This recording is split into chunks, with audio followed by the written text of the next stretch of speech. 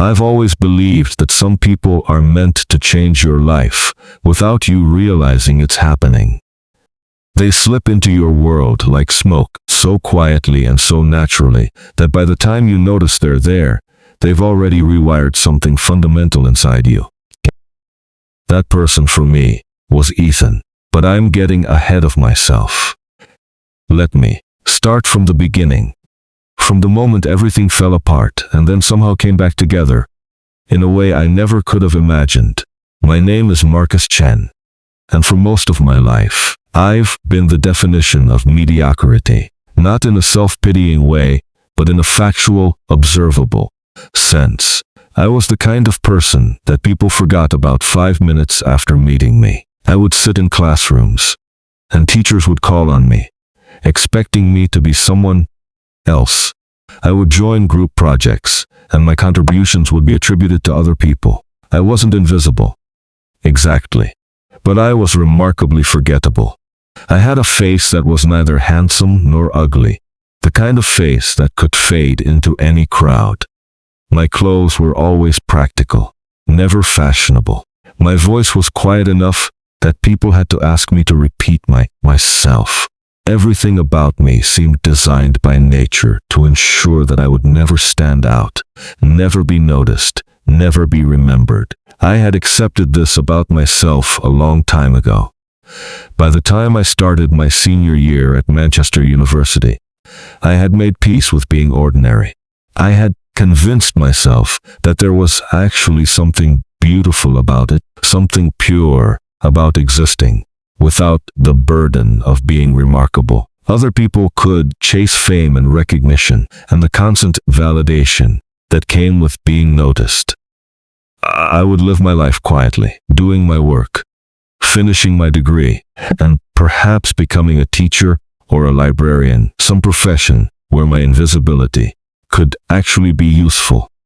That was my plan. That was the trajectory I had mapped out for myself.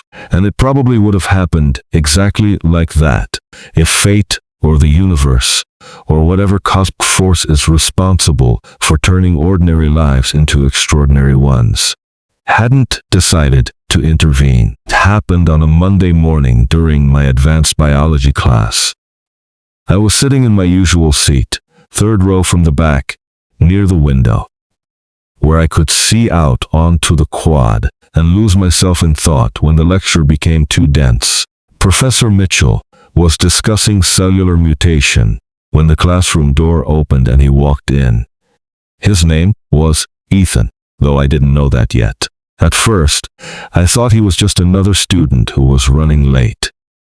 But then I looked at him, really looked at him, and I felt something shift inside my chest. He was beautiful in the way that certain things in nature are beautiful, with a kind of raw, unpolished perfection that doesn't require explanation. He had dark hair that fell slightly into his eyes. He pushed it back with a gesture that seemed almost unconscious. His features were sharp and defined, his jawline, the kind that made you wonder what his parents had done to create something so aesthetically perfect. But it wasn't just his physical appearance that made everyone in the room suddenly go quiet. It was something else, something that radiated from him, like heat from a fire. There was an aura of power around him, a presence that made the room feel smaller and more charged with electricity. I watched as he walked toward Professor Mitchell without any of the awkwardness or apology that usually accompanies tardiness. He simply handed over a note and took a seat in the front row, as if he had every right to be there and didn't need anyone's permission to claim space. The class resumed, but the energy had fundamentally changed.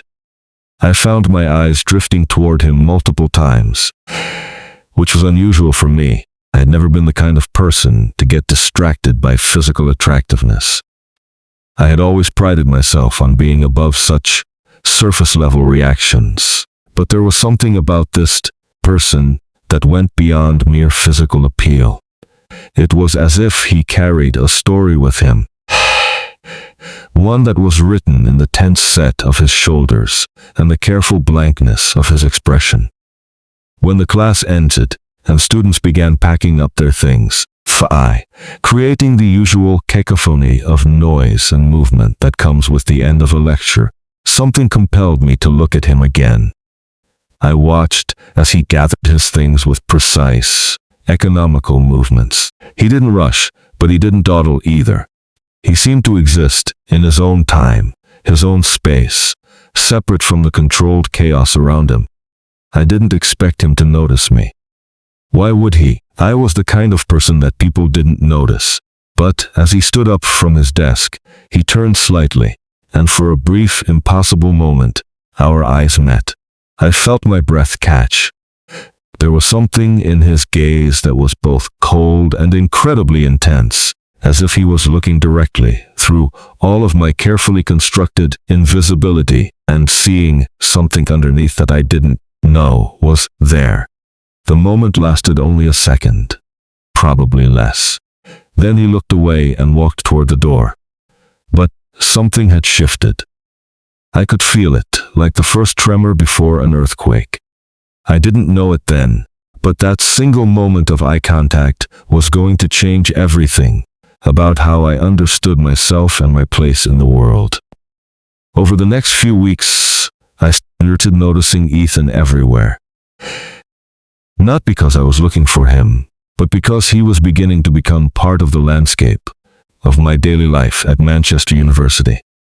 I would see him in the library, always sitting alone at a corner table, reading books that seemed far too advanced for a regular undergraduate curriculum. I would see him walking across campus, always moving with a sense of purpose, as if he knew exactly where he was going, and nothing could deter him from his path. Other students noticed him too, of course. It would have been impossible not to, but they reacted to him the way people typically react to famous celebrities, or impossibly beautiful people. They stared, they whispered about him. They constructed elaborate fantasies about who he might be, and where might have come from. But Ethan seemed completely immune to all of it. He existed in his own bubble, untouched by the desperate desire for recognition that seemed to motivate most of the people around him. I found myself observing him in a way that was probably creepy, if I'm being honest. I would position myself in places where I could see him without being seen. I would time my routes across campus to intersect with his. I would show up at the library at times when I knew he would be there, carefully maintaining enough distance that he wouldn't realize I was there because of him. It was during one of these surveillance sessions that I finally worked up the courage to approach him directly. And I was sitting at my usual corner table in the library, pretending to study my biology notes while actually watching Ethan read something that looked like a physics textbook. He was completely absorbed in whatever he was reading, his brow slightly furrowed in concentration. I had spent the last 3 weeks building up to this moment, rehearsing what I would say to him, trying to come up with something that wouldn't sound completely insane or desperate. Finally, I decided that overthinking it was just going to make it worse. I stood up, grabbed my notebook as a prop, and walked over to his table. "Hi," I said, my voice coming out smaller and more uncertain than I would have liked. Ethan looked up from his book, and I had that same sensation I had experienced in the biology classroom, the feeling of being truly seen by someone for the first time. "Can I help you?" he asked, his tone neutral. Not unfriendly, but not particularly welcoming either. I felt a flush creep up my neck. "I was wondering if you knew anything about quantum mechanics," I blurted out, which was a ridiculous thing to say, because I was a biology major and had absolutely no reason to be asking about quantum mechanics. Ethan tilted his head slightly, studying me with an expression that suggested he could see right through my awkward lie. "You're the guy from biology class," he said. It wasn't a question. Yeah, I confirmed, feeling like my face was on fire. I'm Marcus. Ethan closed his book and gestured to the empty seat across from him. Ethan, he said. Sit down, Marcus. Let's talk about why you're actually here. I sat down, my heart pounding so hard I was sure he could hear it.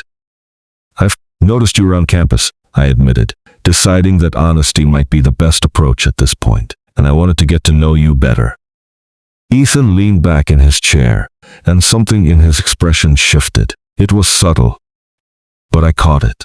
It was almost as if he had been waiting for someone to say something like this. Most people want to get to know me because of the surface, he said quietly, because of how I look, or because of the rumors they've heard about me. Is that why you're here? I shook my head firmly. No, I said. I'm here because there's something about you that feels different, something that feels real when almost nothing else on this campus feels real. For a long moment, Ethan didn't respond. He just studied my face, and I had the overwhelming sensation that he was somehow evaluating my soul, determining whether I was worthy of whatever came next. Okay, he finally said. Let's get coffee. But not here. Not where everyone can see us and start making assumptions about what we are to each other. We left the library together, and as we walked across campus toward the coffee shop near the edge of the university grounds, I felt like I was walking into something that would reshape the entire trajectory of my life. I didn't know then that Ethan had secrets, terrible secrets, that would test everything. I thought I understood about love and loyalty and the price of accepting someone completely. I didn't know that the next few months would involve danger and betrayal and heartbreak, so profound that I would question whether I would ever be able to trust anyone again. But I also didn't know that I would find something in him, something worth fighting for, something worth risking everything for. All I knew in that moment, as we stepped into the coffee shop, and Ethan ordered a black coffee, while I ordered something with way too much sugar in it, was that my ordinary life had just become extraordinary, and there was no going back. The coffee shop where Ethan took me was called the Midnight Brews, which was a fitting name because despite the fact that it was only 3 in the afternoon, the place felt like it existed in some kind of perpetual twilight. The lighting was dim. The atmosphere was thick with the smell of roasted coffee beans and old books, and the clientele consisted mostly of people who looked like they were hiding from something. We found a corner table in the back, away from the windows and away from the few other patrons scattered throughout the space. Ethan seemed to know this place well, ordering his coffee with the familiarity of someone who had been coming here for a long time. I ordered something with caramel and whipped cream, which in retrospect seemed like a ridiculous choice for a serious conversation. But I was too nervous to think clearly about anything. When we sat down, Ethan didn't immediately start talking. He just wrapped his hands around his coffee cup and looked at me with those intense blue eyes that seemed to see everything. I need you to understand something before we go any further, he said, his voice carrying a weight that made my stomach tighten. I'm not a normal person, Marcus. There are things about me that most people would find disturbing or wrong or impossible. I'm telling you this now because if you run away after hearing what I have to say, I'd rather you do it now before we get any more entangled. I felt my mouth go dry. My first thought was that he was going to tell me he was married, or that he was involved in something criminal, or that he had some kind of incurable disease.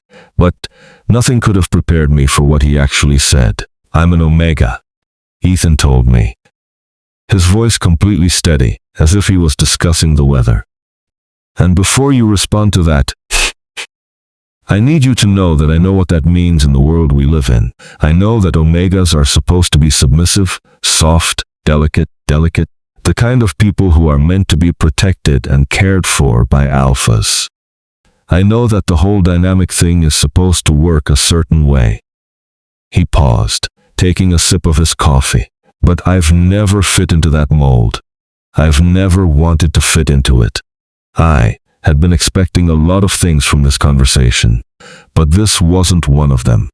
Not because there was anything wrong with being an Omega, but because Ethan carried himself with such authority and power that it had never even occurred to me that he might not be an alpha. In my mind, he had been something else entirely, something that didn't fit into the traditional categories. Okay, I said, slowly, trying to process this information. So you're an Omega. Why are you telling me this? Ethan's expression softened slightly.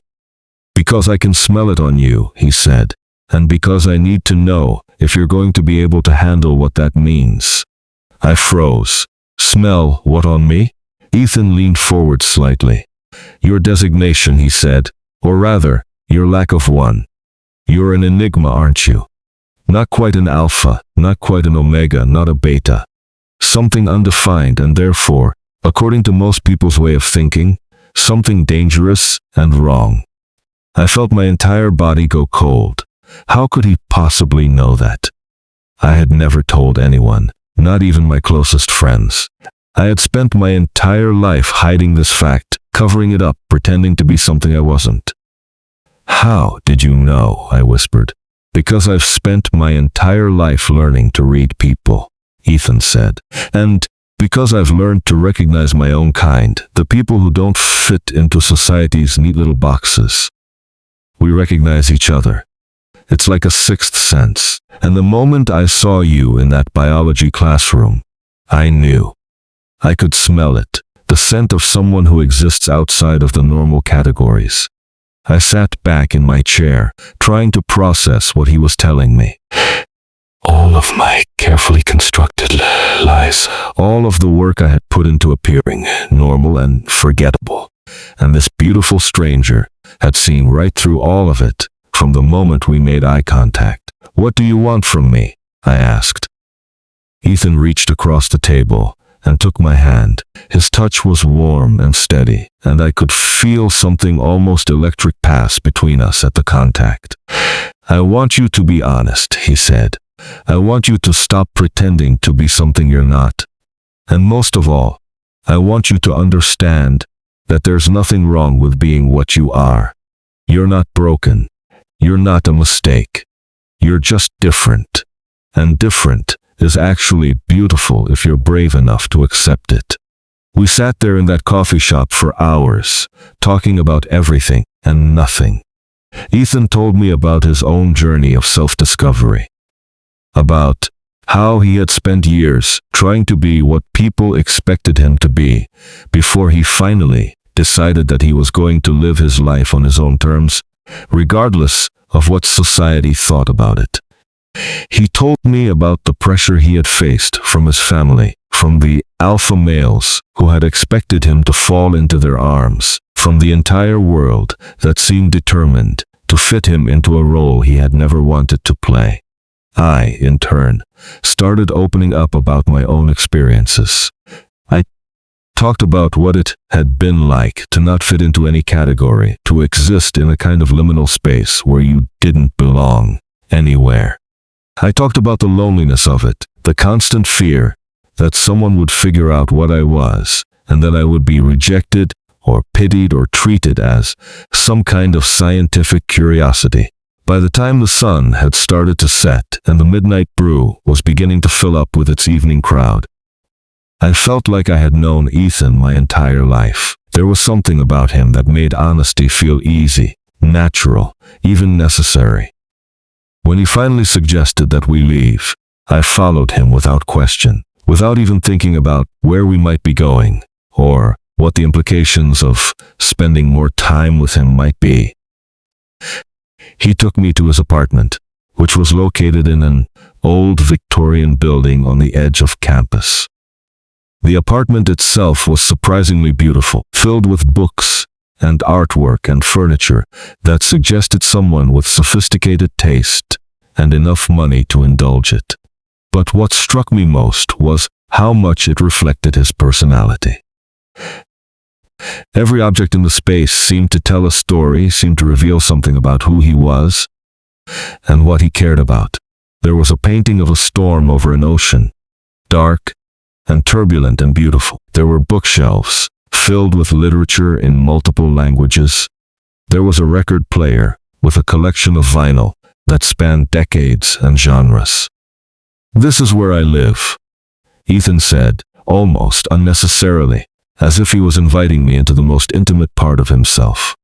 He poured 2 glasses of wine and handed me one, and we sat on his couch, closer this time, our knees almost touching. "Shh, I need to tell you something else," he said, and I could hear a slight tremor in his voice that hadn't been there before. Something that I haven't told very many people, because it's complicated and it's dangerous, and it could potentially ruin both of our lives if it gets out. I took a sip of my wine and nodded for him to continue. He said slowly, "Is not what you would call normal. They're not just wealthy and powerful, though they are that. They're part of something bigger, something that most people don't even know exists. There's an underground world, Marcus, a world of people like us, people who are tired of being controlled and manipulated by society's rules about what we should be and how we should act." He paused, taking a long drink of wine. "My family runs one of the largest crime syndicates in this city. Not in a small-time way, in a way that extends into politics, into law enforcement, into every institution that's supposed to keep people like us in line. My father wants me to take over the family business when I graduate. He's been grooming me for it. My entire life, I've been pretending to go along with it while secretly planning to disappear and start a new life somewhere where no one knows who I am or what my family is capable of." I felt the room start to spin slightly. This was not the direction I had expected this conversation to take. "You're telling me that you're involved in organized crime?"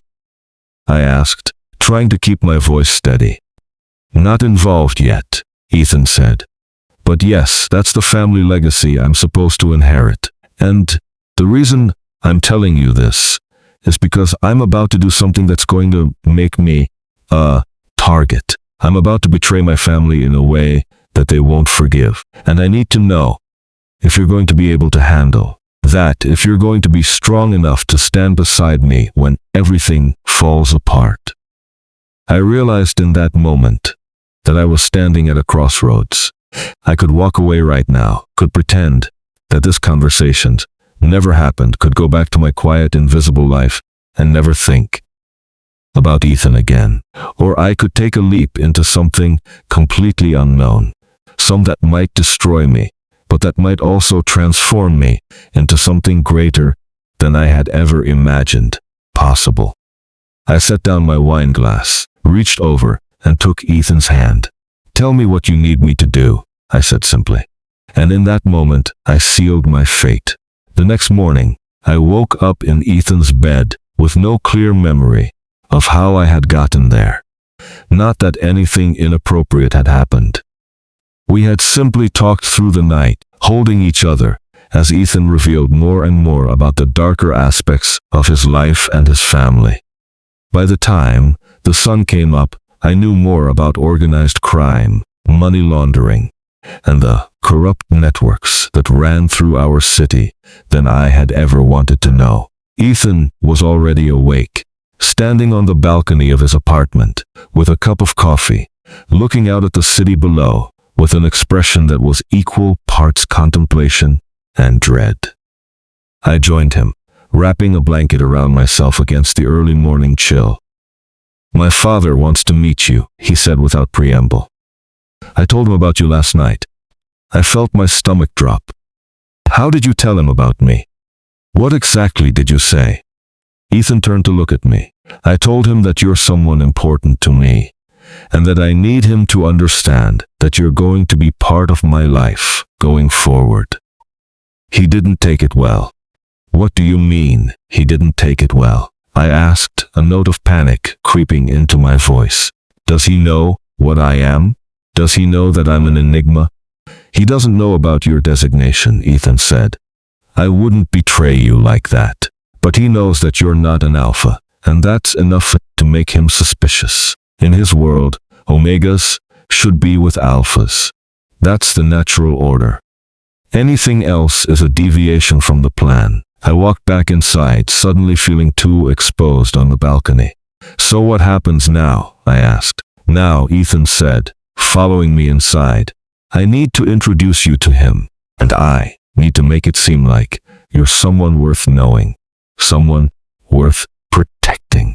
I need him to believe that our connection is genuine, which it is, but that it's also strategic. I need him to see you as an asset rather than a liability.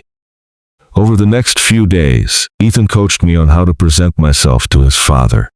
He taught me how to walk with more confidence, how to speak with more authority, how to project the kind of presence that would command respect from people like Ethan Sutherland, Ethan's father, and the head of one of the most powerful criminal organizations in the city. We practiced conversations. We discussed the kind of questions that Marcus might ask me, and we developed a backstory that would explain who I was and why I was suddenly important in Ethan's life. On the evening of the dinner that had been arranged, I felt like I was going to be sick.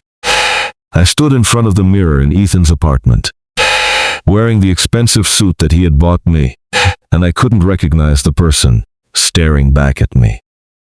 This wasn't Marcus Chen, the invisible biology major, who spent his time reading in the library and trying to blend into the background.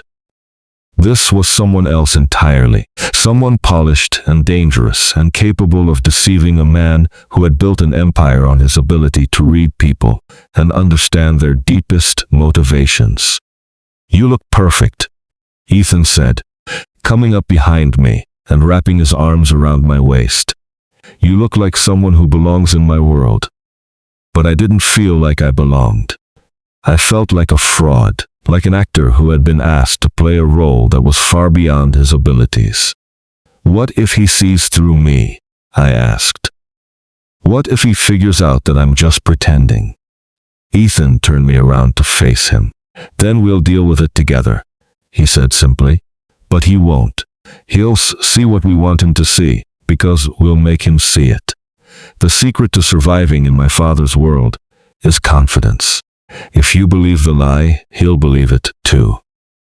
The restaurant where we were supposed to meet Marcus Sutherland was called Artemis, and it was the kind of place where wealthy and powerful people went to conduct business and make deals that would affect thousands of lives. The hostess knew who Ethan was immediately, treating him with a deference that was almost uncomfortable to witness. We were led to a private dining room in the back of the restaurant, where a man who could only be Ethan's father was already seated at a table set for 3. Marcus Sutherland looked exactly like what I would have expected a crime boss to look like, if I had actually allowed myself to think about what a crime boss would look like. He was tall, with silver hair and sharp features that suggested he had probably been devastatingly handsome when he was younger. He wore an expensive suit that probably cost more than my entire wardrobe, and he moved with a kind of confidence that came from knowing that he could have anyone in the room killed without consequence. Ethan, he said, standing up to embrace his son. His eyes flicked to me with obvious assessment, and this must be Marcus Chen. He extended a hand, and I shook it, trying to ignore the fact that his grip suggested he could crush my hand if he wanted to. I've heard interesting things about you, he continued, gesturing for us to sit. My son seems quite taken with you. Dinner was a carefully orchestrated dance of conversation and subtext. Marcus asked me questions about my family, my background, my ambitions. I answered each one with the story that Ethan and I had constructed, embellishing where necessary, lying where required, My parents were wealthy industrialists who had moved to another country for business, leaving me largely independent. I was a biology major, with plans to go into medical research, preferably in a field where I could make a significant amount of money. I was ambitious, driven, and looking for someone who understood the importance of power and status. Marcus listened to all of this with an expression that revealed nothing. By the end of the dinner, I couldn't tell if he believed me or if he was simply biding his time before revealing that he knew exactly what I was. As we were leaving the restaurant, Marcus pulled Ethan aside while I waited by the car. I couldn't hear what they were saying, but I could see the intensity of their body language, the way that Ethan's father seemed to be making a point that Ethan was clearly struggling to accept. When Ethan finally joined me, his expression was grim. "What did he say?" I asked as soon as we were in the car, driving away from the restaurant. "He said that he knows you're not what you're pretending to be," Ethan said quietly. "He said that he's been in this business long enough to know when someone is lying, and that everything about you screams deception. But more importantly, he said that he doesn't care. He said that anyone who is willing to take that kind of risk to be with me is someone worth knowing, and that he's willing to give us a chance." I felt something inside me crack slightly. The relief of not being exposed was overwhelming, but it was mixed with the realization of what I had just done. I had successfully lied to one of the most dangerous men in the city, and that meant that I was now deeply entangled in a world that I had never wanted to be part of, a world that was going to demand things from me that I wasn't sure I was capable of giving. "Where do we go from here?" I asked. Ethan reached over and took my hand. "Forward," he said.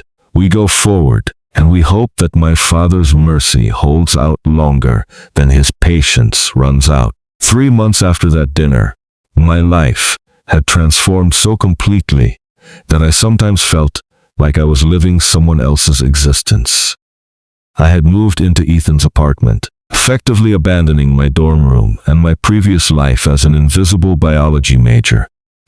I had been introduced to Ethan's entire family, a group of people who were simultaneously elegant, sophisticated, and utterly terrifying in their capacity for violence and ruthlessness. I attended dinner parties where millions of dollars in illegal business was conducted over appetizers and wine. I learned how to talk to people without revealing anything about myself. I learned how to recognize danger in a room full of smiles. Most importantly, I learned that love, when it was real and powerful enough, could make you willing to do things that your younger self would have found absolutely unforgivable. Ethan, for his part, was becoming increasingly involved in the family business, though he was doing it with a specific purpose in mind. He was learning the inner workings of his father's organization, studying the networks and the connections and the leverage points that kept everything functioning. He was positioning himself to eventually take over, which was exactly what his father wanted. But Ethan had a different goal in mind. He was planning to use his position to dismantle the entire operation from the inside, to expose his family to law enforcement, to essentially destroy everything his father had spent 40 years building. It was insane. It was also, according to Ethan, the only way he could ever be free. "I can't just leave," he explained to me one night as we lay in bed, the city lights casting shadows across his apartment. "My father would never allow it. He would find me, bring me back, and punish me in ways that you can't even imagine. The only way out is to burn it all down so completely that there's nothing left for him to control." I understood the logic, but I was increasingly terrified of what the consequences might be. We were talking about betraying one of the most powerful criminal organizations in the country. We were talking about a level of deception and danger that went far beyond what I had bargained for when I had first approached Ethan in the library. The first real sign of trouble came on a Tuesday evening. Ethan hadn't come home from a meeting with his father, which wasn't entirely unusual. But when I finally did arrive, hours later, his knuckles were bloody, and his expression was dark with anger. "What happened?" I asked, moving toward him. Ethan pushed me away gently. "My father knows," he said. "Not everything, but he knows enough. He knows that I've been talking to someone on the outside, someone who might be connected to law enforcement. He doesn't know it's been me, but he knows that someone has been leaking information." My blood ran cold. "What did you tell him?" "Nothing," Ethan said, "but he's going to find out, and when he does, he's going to assume that you're involved.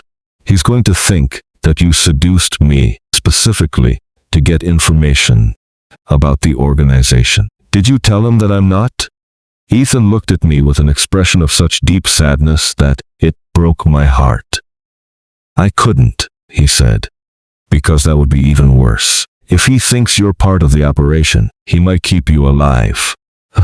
But if he thinks you've turned me against him, if he thinks you're just some lovesick enigma who managed to manipulate an Omega into betraying his family, then you're worthless to him, and people who are worthless to my father tend to disappear." I felt the walls of the apartment closing in around me. "So what do we do?" I asked. "We run," Ethan said. "Tonight.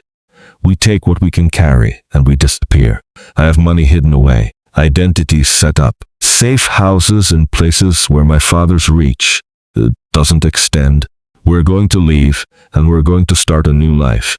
And we're going to pray that he doesn't spend the rest of his life hunting us down."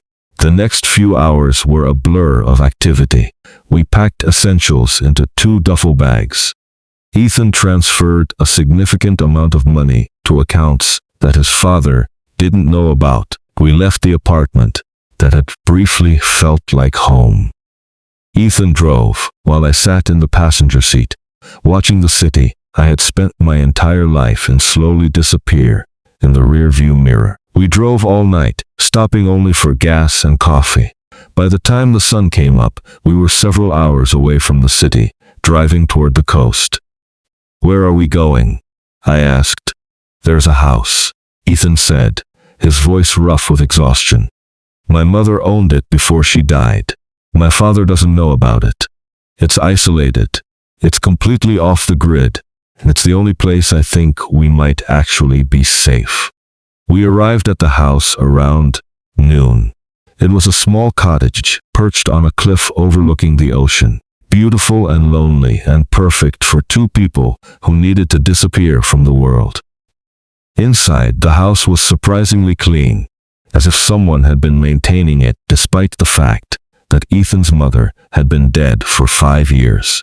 Benches, there were photographs on the walls, pictures of a woman who looked remarkably like Ethan, pictures of a family that seemed frozen in time, preserved in moments where no one knew what was coming. Ethan collapsed on the couch the moment we got inside, and I covered him with a blanket and let him sleep. While he slept, I walked around the house, touching objects, looking at photographs, trying to understand the person that Ethan had been before I entered his life. There was a journal on a shelf in the bedroom, filled with his mother's handwriting. I found myself reading through it, learning about a woman who had been trapped in a marriage with a dangerous man, who had fought against the darkness of his world, who had eventually given up and simply accepted her fate. The last entry was dated the day she died. "I've finally found the courage to leave," she had written. "Not by running away, because I know that he would find me, but by letting go of the person I was trying to be for him. I'm going to be myself completely and without apology. And if that means he destroys me, then at least I will have destroyed myself on my own terms rather than letting him do it for me." When Ethan woke up, I showed him the journal entry. He read it in silence, and I watched as tears began to roll down his face.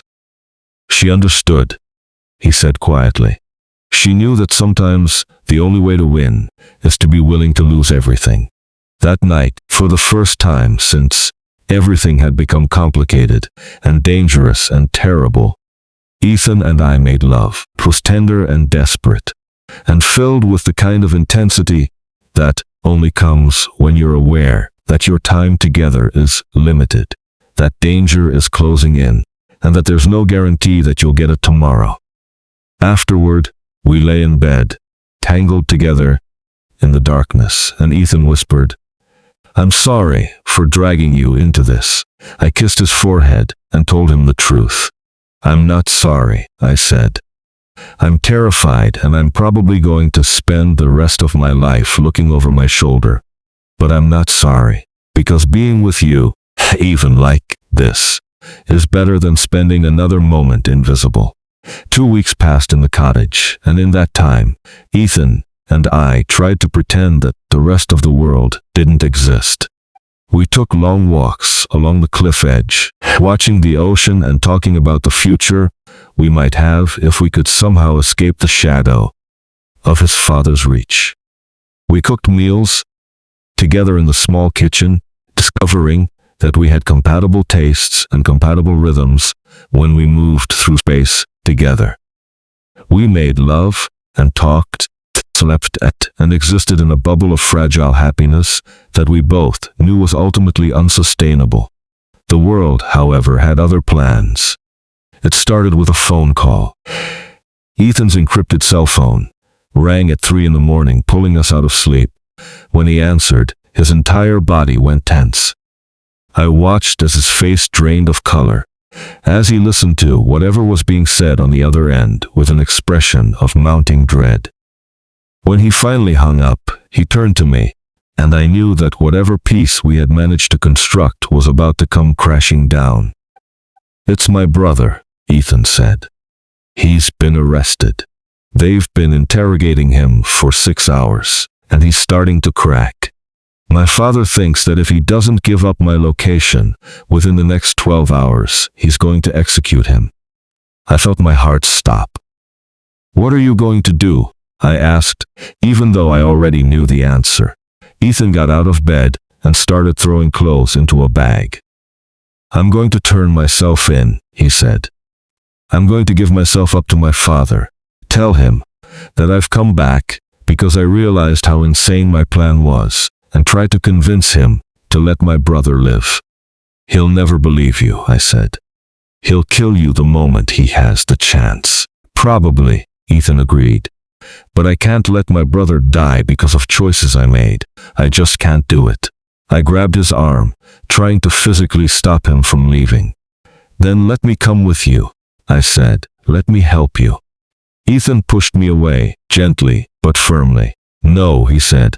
"You're going to stay here. You're going to wait for 1 month.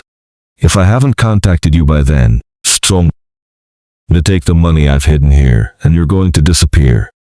You're going to go somewhere that my father will never find you. And you're going to live a life that has nothing to do with me or my family." "That's not happening," I said.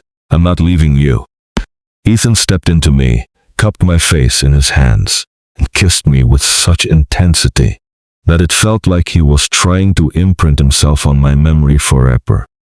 When he pulled back, his eyes were filled with tears. "You are the best thing that's ever happened to me," he said. "And the only way I can save myself is to know that you're somewhere safe. So I'm asking you to do this for me. I'm asking you to be brave enough to live without me, because if you don't, then my sacrifice won't mean anything." He left before I could argue further, driving away in the darkness before dawn could break, leaving me alone in the cottage with nothing but fear and despair for company. The first week was the hardest. I kept expecting to get a call, to hear that Ethan had been murdered, to find out that his sacrifice had been meaningless. But there was nothing, just silence, and the sound of the ocean, and the overwhelming sense of powerlessness that came from being unable to do anything about the situation. By the second week, I had started going through Ethan's hidden money and his documents, learning about the offshore accounts and the safe houses and the contingency plans that suggested he had always known this might end this way. By the third week, I had made a decision that I knew would likely be the most consequential choice of my life. I drove back to the city. I drove directly to the federal building, and I walked into the office of an agent who Ethan had mentioned in passing, someone who had been trying to bring down his father's organization for over a decade. "My name is Marcus Chen," I told the agent, whose name was Sarah Williams, "and I have information about Marcus Sutherland that's going to blow your entire investigation wide open." What happened over the next 72 hours was a carefully orchestrated operation that involved federal agents, wiretaps, and the systematic dismantling of an organization that had been operating for nearly 40 years. I wore a wire. I made calls to people in the organization. I met with people in safe houses and provided information that connected the dots between hundreds of criminal activities. I was terrified the entire time, convinced that someone was going to figure out what I was doing and put a bullet in my head. But I did it, because Ethan had taught me that sometimes courage means being willing to sacrifice your safety for something larger than yourself. On the morning that federal agents moved in to make arrests, Marcus Sutherland was found dead in his office. An apparent suicide, though the official report suggested it might have been something else. Ethan's brother was released, safe and alive, and Ethan himself, who had been in protective custody the entire time, was finally allowed to see me. We met in a nondescript hotel room, with an FBI agent standing guard outside. When Ethan saw me, he looked at me like I had come back from the dead. "You went to the feds," he said. It wasn't a question. "I couldn't leave you," I replied. "I couldn't let you die for something that I could help fix." He crossed the room in 3 strides and pulled me into his arms, holding me so tightly that I could barely breathe. "You're insane," he whispered. "You know that? You're absolutely insane." "I know," I said, "but I'm insane about you." We held each other in that hotel room, and for the first time since we had met, I felt like the future might actually be something we could have. 6 months later, I sat in a coffee shop that looked remarkably similar to the Midnight Brew, the place where Ethan and I had first truly talked, and I watched him walk through the door with the ease and lightness that he had never possessed before. He found me at the table in the back corner and sat down across from me, taking my hand across the table without any of the caution that had characterized his behavior in the months immediately following his father's death. The legal proceedings were finally over. Ethan had testified against what remained of his father's organization, had provided evidence that had resulted in dozens of arrests, and had used his inheritance to establish a foundation that worked with law enforcement to prevent other families from becoming entangled in the same kind of criminal legacy that had nearly destroyed him. He had changed his last name from Sutherland to something more neutral, something that didn't carry weight of generational crime and blood money. He had enrolled in graduate school, studying criminal justice with the intention of working towards systemic change. I had gone back to finishing my biology degree, but with a new perspective on what I wanted to do with my life. I had contacts now at the federal level, people who thought my perspective on criminal organization was valuable. I was considering a career in law enforcement or federal investigations, something that would allow me to use my experience to help other people escape situations like the one Ethan had been born into. More importantly, I had stopped being invisible. The year and a half with Ethan had forced me to develop presence, confidence, and the ability to move through the world as someone who mattered. I had discovered that being an enigma, being undefined, being someone who didn't fit into society's neat categories, was actually a strength rather than a weakness. It meant that I could be anything I needed to be. It meant that I could adapt and survive and thrive in ways that people with fixed designations sometimes couldn't. "Do you ever regret it?" Ethan asked, squeezing my hand gently. "Regret what?" I asked. "Falling in love with a guy whose family was running a criminal empire, putting yourself in danger, destroying your normal life." I thought about it for a moment, really considered the question. I thought about the fear, the danger, the times when I genuinely believed that I might die. I thought about my year as an invisible person, padding through campus like a ghost, convinced that I had nothing valuable to offer anyone.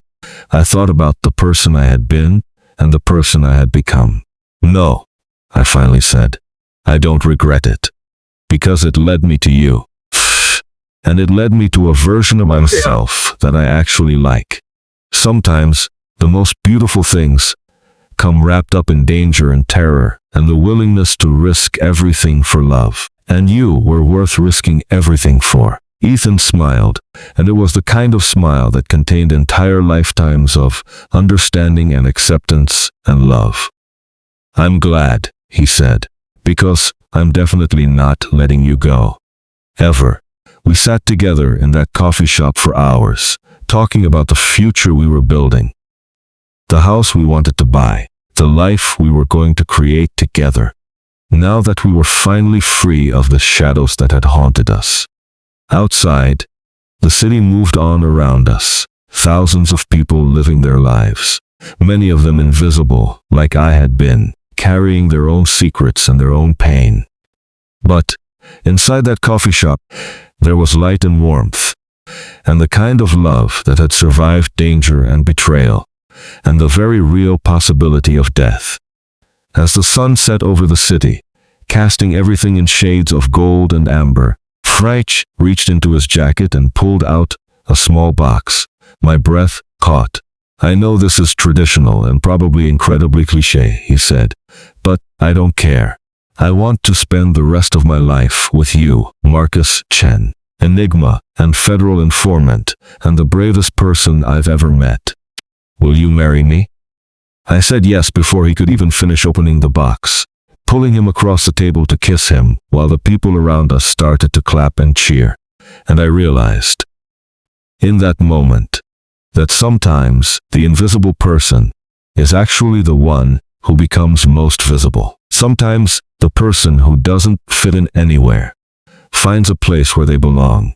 And sometimes love is so powerful that it can actually transform the world around it, creating something beautiful and lasting from the ashes of everything that came before.